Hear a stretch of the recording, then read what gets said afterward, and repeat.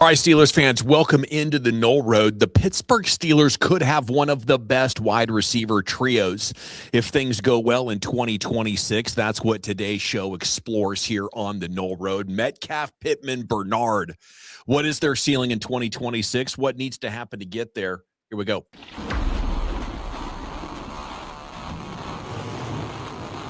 Then to the corner of the end zone. Oh, for a touchdown!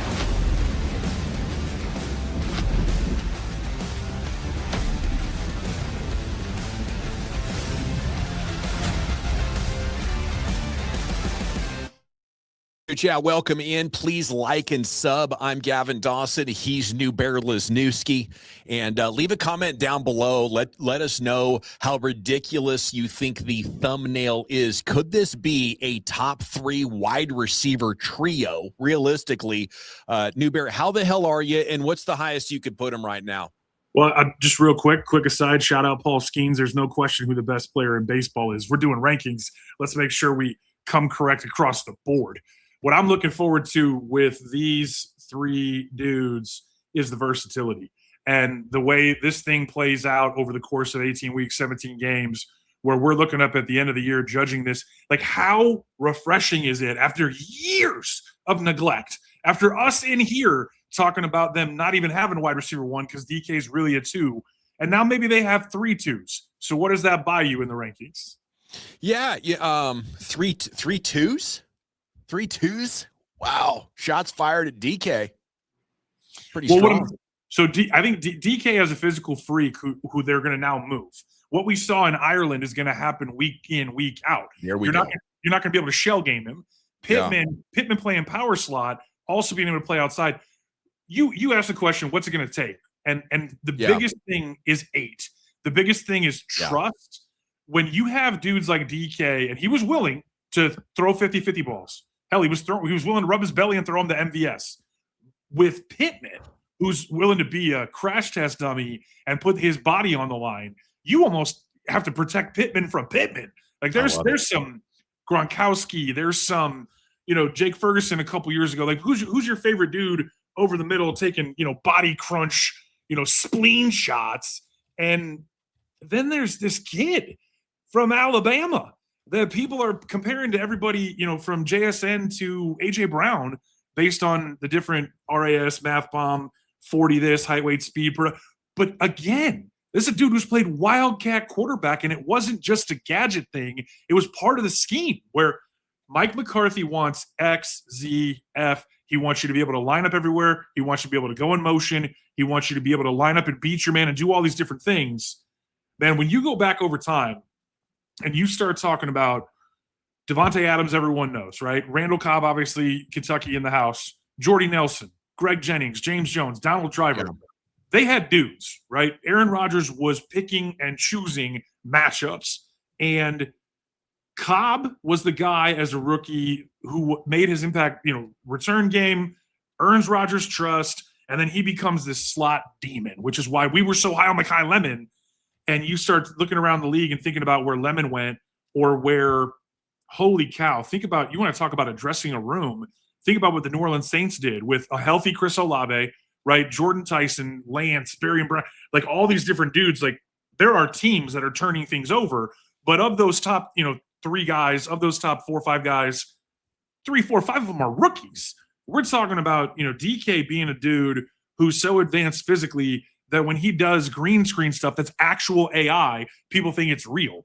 You got Pittman, who's able to go put his body on the line, play inside, play outside, play off DK, be his own man, where if you do shell game DK and it's one-on-one, let's go body some dude up on the backside with 11. And now here comes, if not slot demon, if not Swiss Army knife, another dude that you can move around. And based on matchups and based on his ability to earn Aaron Rodgers' trust out the gate, we haven't even talked about the rest of the room. Roman Wilson season, Weegen and Heidenreich in a Latrobe Battle Royale. We're talking about these top 3 and a top 3 trio. Can they get there? Absolutely. Yeah. I think your point holds that Metcalf doesn't compare to the other number ones that you're going to throw out there as like, hey, this trio is better. This trio is better. So I think number one, we have to establish like how this could happen or what the narrative would be as it's happening. Yeah. And the first one would be that Rodgers is somehow still an MVP caliber player like Tom Brady was at 42, but he needed a whole set of guys that he hasn't had since he left Green Bay. And it's like, Luka Doncic with one great three-point shooter or one great alley-oop guy. You talked baseball, I'll talk basketball. That's not good enough for Luka. But if you give him four guys, 3 floor spacers, and a pick-and-roll dude that can catch lobs, now from his perspective at the top of the key or in the high post, Luka has the whole defense in checkmate. And maybe Aaron Rodgers with the Jets didn't have enough weapons, enough protection. Last year with the Steelers, we talked about it probably 100 times on this channel over the last calendar year. Get him a bleeping number 2 wide receiver, and he never had it. So could Aaron Rodgers 3 years later still be as good as he was at the end of Green Bay? As his weapons were already starting to deteriorate, and they thought it was time to move on and go with Jordan Love. That's a big reach, okay? But then we have to go to, it's only 3 years, and it's Aaron Rodgers. Why not? It's not like the position is demanding. Hell, Brock Purdy stepped in as Mr. Irrelevant and was good because he could make decisions and throw accurate. Like, do you really need to do any more in the NFL because of how much they protect you right now? But then I think the other thing is just the coaching staff, and Mike McCarthy plus Aaron Rodgers has to be a multiplier. And then by the time we get out of September, we got to be saying, holy shit, Arthur Smith was like 10 times worse than I even imagined. And if those things happen, this is possible. So one of the things that's often overlooked at the end of Aaron Rodgers' time in Green Bay and why it ended the way it ended, like we have bitch moaned and complained about him being stubborn and him wanting to do it his way. And I keep talking about belly rubs and lobs to MVS and all the different things that we saw take place 2025. There was a lot to unpack at the end. The leading receiver on that team, his last year in Green Bay, was Allen Lazard. His 60 catches. Wow. And Randall Cobb was like 2 years removed. He was out of the league. Remember, he was begging. Was Adams hurt? So he was gone. Like that's right. When you start talking about the way that this stuff shook out, right? So when he gets there to the end of Green Bay in 2022, it goes Lazard, Aaron Jones, Tunyon, and then you're talking about 22-year-old Romeo Doubs, 23-year-old Christian Watson, not ageless wonder Randall Cobb. They tried to bring in Sammy Watkins at one point. Like, they were out of bullets, right? Like, it was bad for him at the end there, and it wasn't. When you go back over, Davante Adams' career, I think that's one of the things that's always so interesting to look at is the success metrics, right? Because everyone talks about the counting stats and the numbers of, fantasy and the way that we do, the traditional stuff versus the next gen or the EPAs of the world. But in 2022, Davante Adams was in Las Vegas, right? And 2021, his last year with Aaron Rodgers, 169 targets, 123 catches. I mean, he's all pro 1 3 years in a row, with the third year being his first year in Vegas. And everything went to hell in a handbasket without his back shoulder bro. Okay, so like the video if you're enjoying the conversation. Tell us what you think down below, and let me add another question in here for you on the Knoll Road. Look at the wide receiver trios in the NFL today, and where do you think the conversation legitimately starts? I think right now the consensus number one around the league, I don't know if it's consensus, but who would win the poll would be the Vikings after adding Juwan Jennings, the 3 J's now, Addison and Jefferson and Juwan. But, I don't think even that's insurmountable. Number 2, the Cowboys with Lamb and Pickens and Flanoy. That's a hell of that might be the best wide receiver duo. The Bengals, Chase, Higgins, Yoshivas. Like, I don't even think when we're talking about those 3 guys, because I think it's possible Bernard's better than Jennings pretty quickly. Maybe it's going to take till year 2, but he's got better traits. He is a more complete talent than Jawan Jennings, just doesn't have the 4 years of experience. You know, like in with the Rams, Puka Nacua, Devontae Adams, Tutu Atwell. That's a hell of a group as well. Mumfield too, right? They like Mumfield a lot. Okay. And then you get to the Lions, Amon-Ra St. Brown, Jamison Williams, Keon Coleman. I think you're in that conversation. Well, don't forget Tesla and my Kentucky guy Kendrick Law. I mean, that's a deep AF room. Yes, it is. Okay, with the turds of Bird from Philadelphia. This is where the conversation really starts. Okay, now they're around what 4, 5, 6, somewhere in there. But Devontae Smith, Dontavian Wicks, Mekhi Lemon. But where's if AJ Brown? I had to pick, I'm taking AJ Brown out. Yeah. Okay. So you're already doing that. Yeah. So it's the Smurfs. You know, right? This is going to be interesting to see Jalen Hurts' allergy to middle of the field. And these little dudes doing work. I mean, look, the Slim Reaper's dope. I love him. I can't wait to see him in an expanded role. We both love Mekhi Lemon. The third guy in this group gets really interesting. But then where does AJ Brown go? Like, where does he go to influence these rankings as we start talking about, you know, going up the board when, you know, when I was looking at the drafts, obviously I loved what New Orleans did in terms of giving Kellen Moore, you know, weapons and Shuck and those guys having a whole lot of fun. But like, what do you think about what happens in Tennessee? What do you think about, you know, where I know you weren't as big on, you know, Cornell Tate. Which one of these rookies steps in and steps up and kind of accelerates this thing in these rankings? You know what I'm saying? Yeah. I mean, and I think Bernard has as good of a chance as anybody. You know, I don't think he's Deebo Samuel. I didn't like that comp immediately, but I think he's a guy who's good at everything, and he's physical and he's smart. And against teams' third best corners, I could see Jeremy Bernard coming into the Steelers and having 650 yards. Maybe if they pass it a lot and they're explosive, you know, even more. You know, depending upon how DK Metcalf and Michael Pittman perform. But beyond that, you know, I think Bernard has one of the highest floors amongst these wide receivers. And, you know, I love the acquisition, and I don't think his transition to the NFL is going to be that difficult. Yeah, I mean, you know, I'm just always trying to shoehorn Kentucky guys in, and Tennessee also brings you Wandale Robinson alongside Calvin Ridley, Carnell Tate. These blends of rookies and vets, right?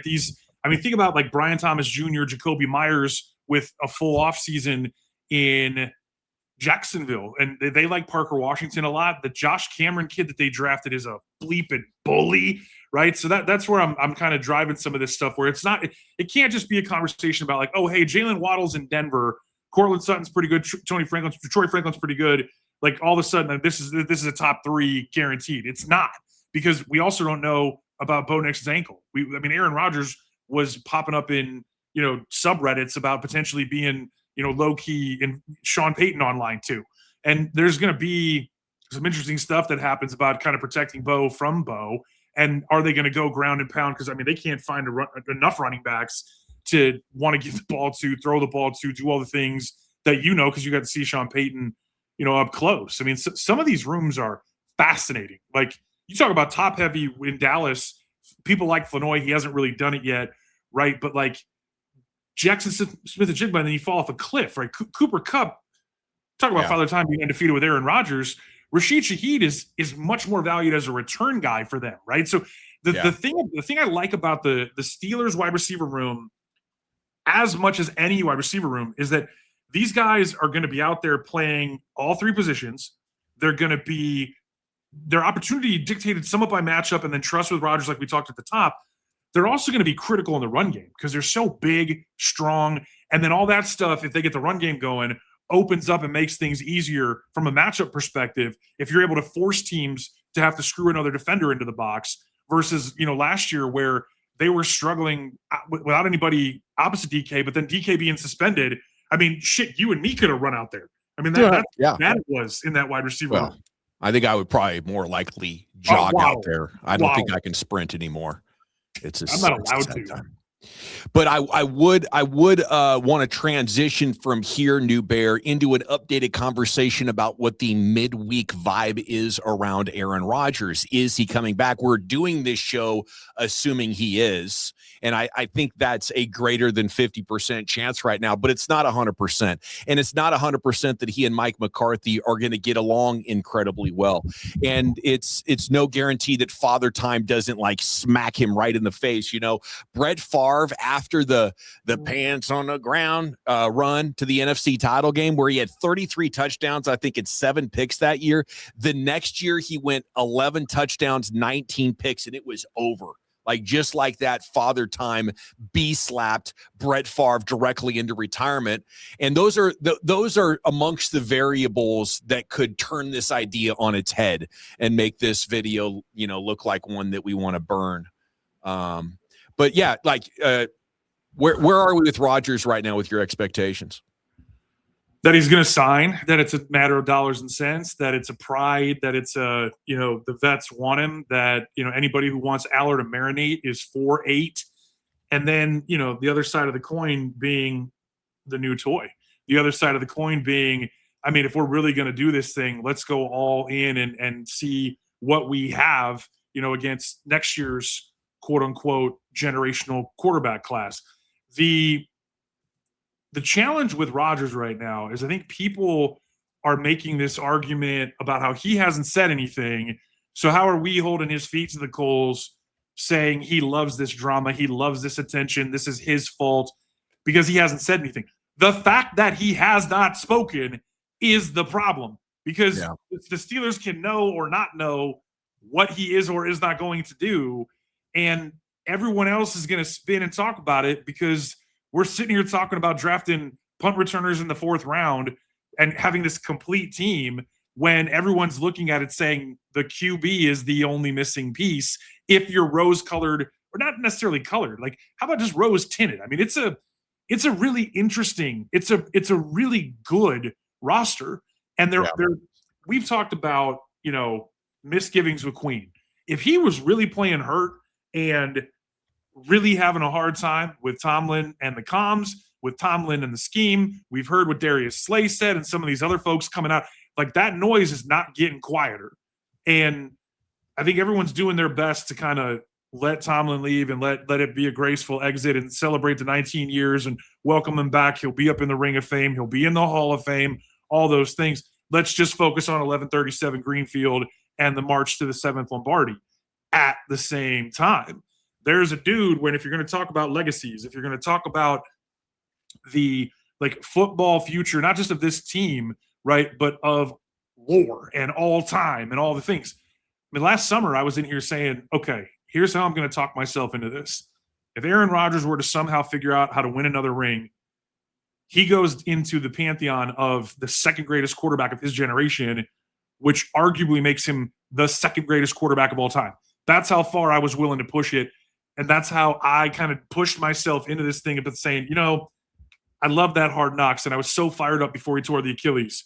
It's 2 years removed, right? He's going to have this support system, this infrastructure to lean on. And then they didn't address the wide receiver room beyond sending Pickens out of town after we thought we were going to get this insanity of DK and GP, right? And then he, of course, goes to Dallas and is all pro too. And we watched DK literally climb into this, fight a fan in the stands and put himself out of the game with the season on the line.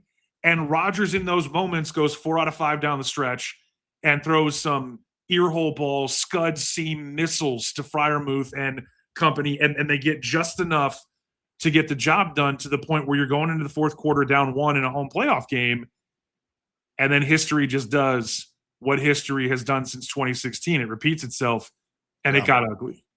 And history is repeating itself with Aaron Rodgers. You know, Mike Silver wrote today that Rodgers has all the leverage and he's going to come back on his timeline. And I agree with that. And I think it's good journalism, as everything that Mike Silver does is. I just can't relate to it at all. You know, like how could you be such a Richard just to be like, that's right, I'm going to come back when I say I'm coming back? And how, if you're the Steelers, are you okay with that for below average quarterback play? I do wonder how much Mike McCarthy and Aaron Rodgers' old relationship is dealing with. And I have this theory in my head. I never believed Aaron Rodgers and Mike McCarthy when they said we got this bromance and it's all about the good times. I mean, it got so toxic and ugly at the end. Aaron Rodgers got Mike McCarthy fired. It's my theory that just as Mike McCarthy lied to the Cowboys to get that job, that he lied to the Rooneys and said, oh, yeah, I'll get you Aaron Rodgers back, baby. You want Aaron Rodgers back? You want this guy.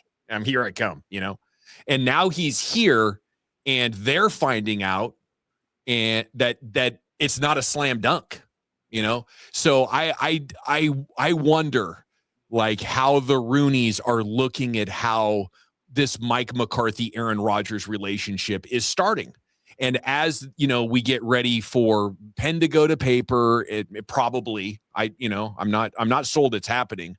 But then once the bullets start flying and the adversity hits, how are those two gentlemen going to react to it? We know how they did last time.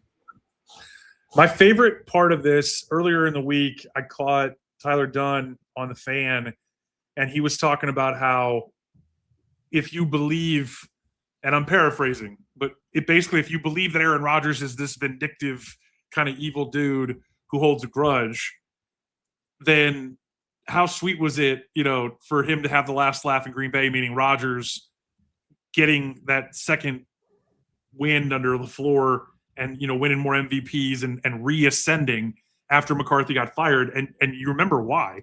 Because McCarthy liked Alex Smith better.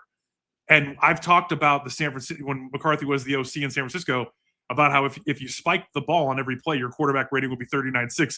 Alex Smith as a rookie was like 40.8. It was one of the worst, most disastrous.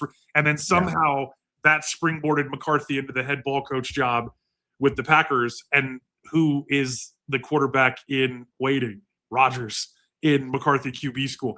And look, you think about some of this stuff over time. We talk about Father Time being undefeated. I mean, so's a real grudge. So's a real grudge when you have the upper hand, when you are the generational talent. The problem is he just can't run around and do it his way anymore. And we don't believe that he's going to do it the way that it needs to be done.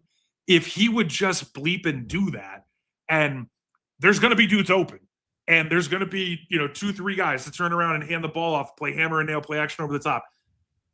Aaron Rodgers feels like he would rather take his ball and go home on a pick six doing it his way, Sinatra baby, than he would coming in and just being a guy who's a cog in the machine and getting more credit than he deserves for winning, just like Brady did with that defense and all that talent around him. Brady becomes the conduit that everyone is giving 110% for because they don't want to let him down. If Aaron Rodgers would embrace that part of this thing, his legacy on the way out could be completely different. Nobody changes. How many times do you talk about, like, you can't change people? You can maybe change their mind. You can maybe change an opinion. Somebody might change their voter registration or whatever over time.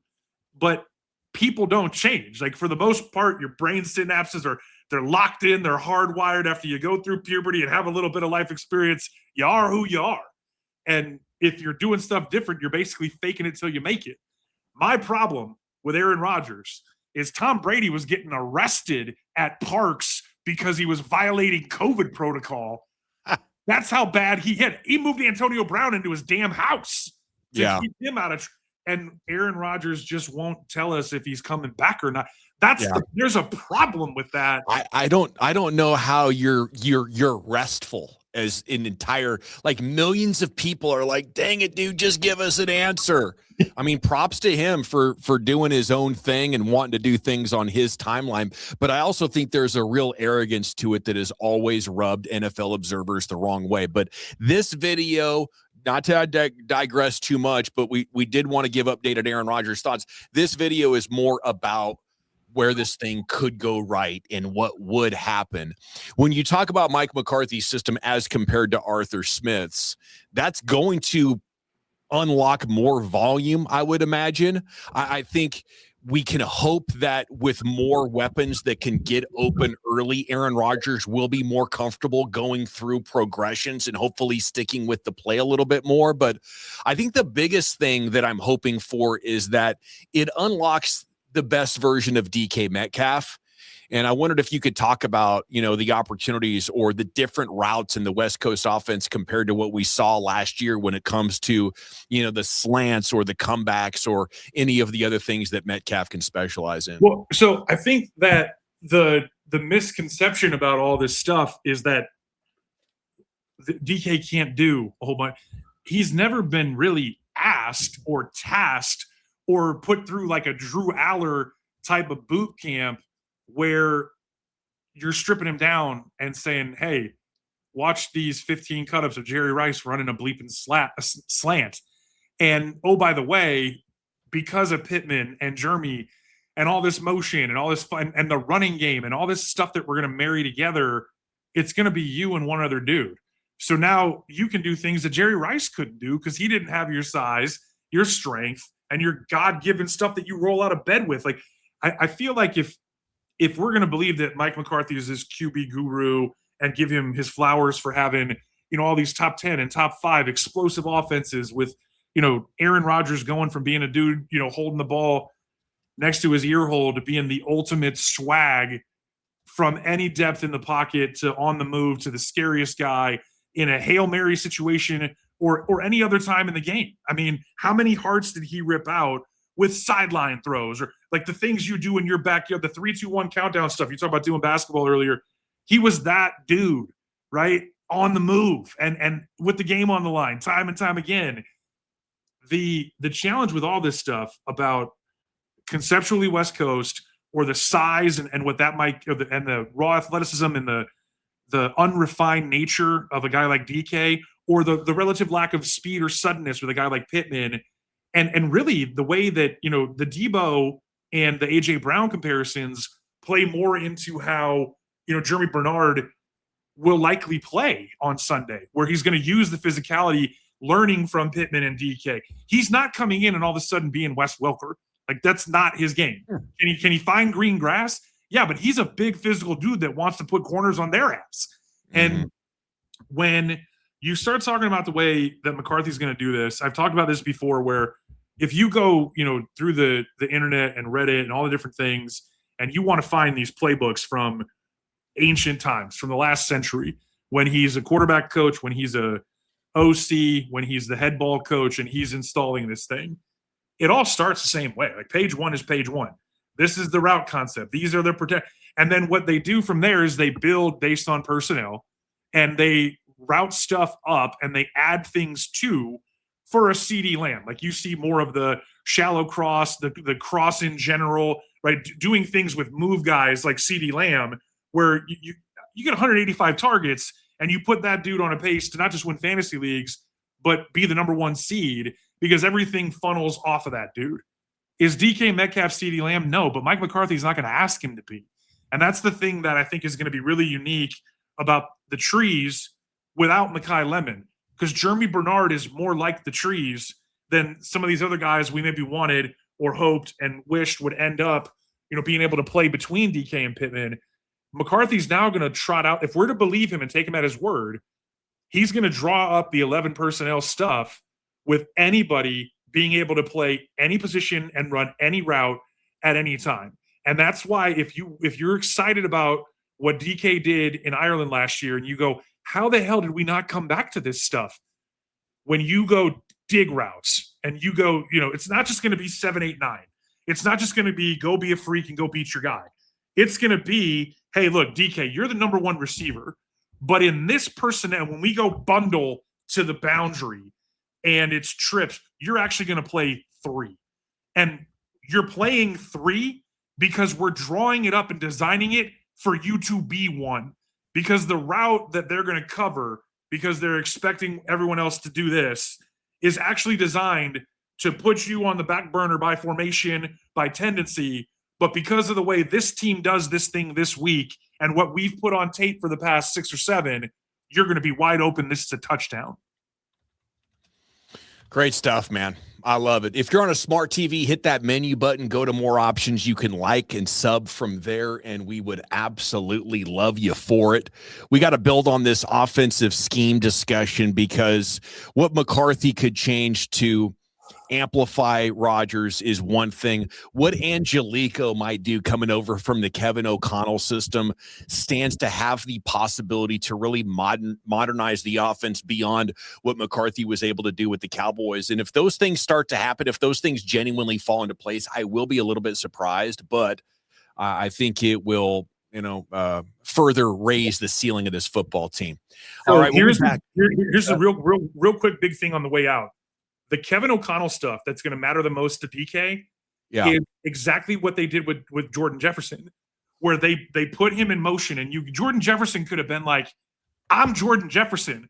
Put me out at X, treat me like Reggie Wayne or Marvin Harrison, and just let me do what I do and throw me the ball. What they realized is when you do different things with him that maybe you expect an Addison or Jawan Jennings to do, the defense has to give you a much more basic look until they figure out exactly what they think you're going to do and how they think they're going to combat that. Jordan Jefferson's willingness to do some of the move stuff, Jordan Jefferson's willingness to be a guy to not love of the game, but to instill, if Jordan Jefferson's willing to run the route that might not be open, then everyone better be able to run the route and then, oh, by the way, when you get the clamshell, the cloud, the umbrella, and they're playing it safe, now all of a sudden Jordan Jefferson's wide open, and that little stick turns into, I'm going to put a move on you. This is Madden. We're hitting L2. We got 4 Jordan Jeffersons out of you. That was pretty iconic. Justin Jefferson. You meant Justin Jefferson. Okay, I just wanted to clarify. Yeah, my bad. People were probably wondering, does he mean Addison or Jefferson? Yeah, I literally just put 2 players in it. Well, like you said, the 3 J's. Yeah. Yes, sir. Back soon with more Steelers content. For the all-academic SEC lineman at Kentucky, New Bear Lesniewski, I'm Gavin Dawson. We'll see you next time here. Can't believe it's like the Dallas Mavericks back in the 90s.